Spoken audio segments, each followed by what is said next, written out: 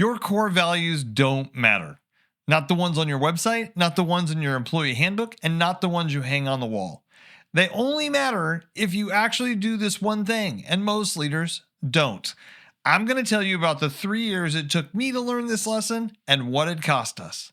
In the early days of Half a Bubble Out, we grew roughly 400% in about 18 months. It was so exciting, and it was so exhausting.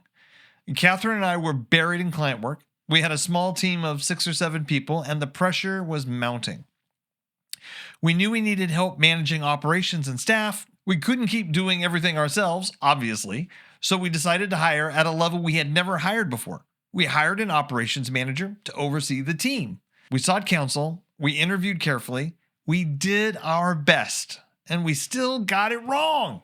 The person we hired was competent, likable, capable in many ways, but they were not aligned with who we were becoming as a company. And we tolerated it for far too long, almost 3 years.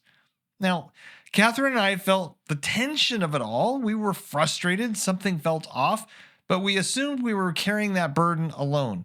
We didn't realize how deeply it had spread through the team. Like, what I mean is, we didn't think our team noticed. A few days after this person left, we had an informal staff meeting. One of our team members said quietly, "It's just so much nicer now." And then the stories started coming out. The stress, the relational tension, the way performance had quietly suffered, the subtle pressure people had been living under. I remember sitting there thinking, I had no idea. No idea how much it had affected our culture. No idea how much it had slowed performance. And no idea how much our tolerance had cost the team. Here's what I learned from that season. Leaders don't lose culture overnight. They lose it every time they tolerate behavior that doesn't fit with their company's core values. That experience forced us to ask some uncomfortable questions. What exactly were we hiring for? Were we hiring for skill or alignment? Yes. Were we training people towards our standards or assuming they would absorb them? And when someone consistently pushed against how we believe people should behave, were we correcting it or rationalizing it? That season changed how we lead. It changed how we hire, and it changed how we fire. We learned a simple lesson, and one that cost us 3 years to fully understand. You hire, train, and fire to your core values. Now, what does that actually mean? It starts with something many leaders skip. You actually have to have core values, not slogans, not words on a website. 3 to 5 clear convictions about how your company will behave as it pursues its vision. And core values answer one specific question. How will we behave as we chase the vision? Research consistently shows that a leader's ability to create a clear, complete, and compelling vision is the strongest predictor of long-term success.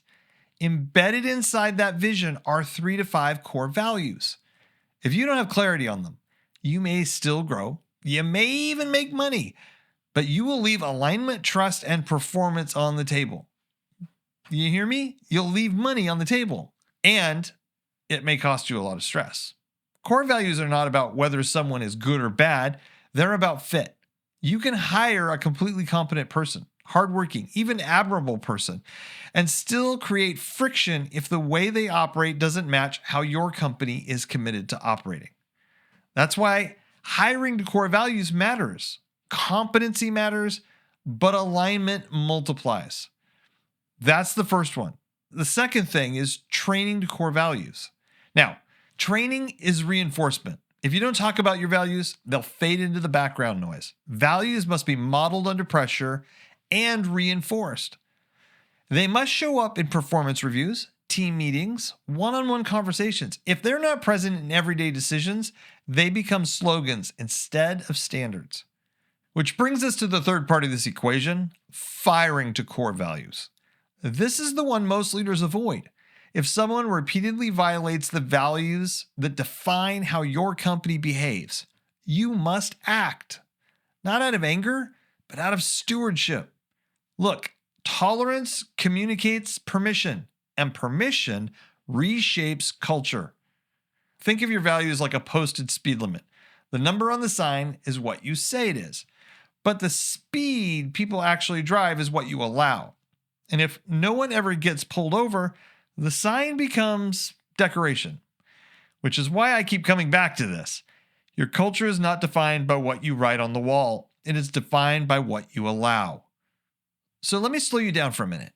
Do you actually have core values clear enough that your team could name them without guessing? And if you do, are you using them? When you hire, are you hiring for more than skill? Are you paying attention to whether someone fits how you expect people to behave in your company? When you train, do your core values show up on purpose? Do they appear in meetings, in one-on-ones, in performance reviews? And when someone consistently pushes against your core values, what happens? Do you address it? Do you coach it? Do you hold the line? Or do you keep tolerating it because they're good at their job, because replacing them would be hard, or because the conversation feels uncomfortable? Leadership isn't just about casting vision. It's about protecting it. If this issue is hitting you in the chest a little bit, good. That's not shame, that's clarity.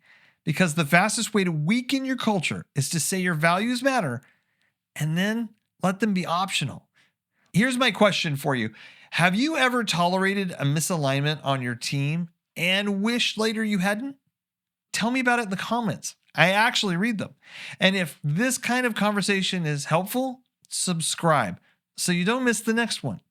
So until next time, keep learning, keep growing, and God bless.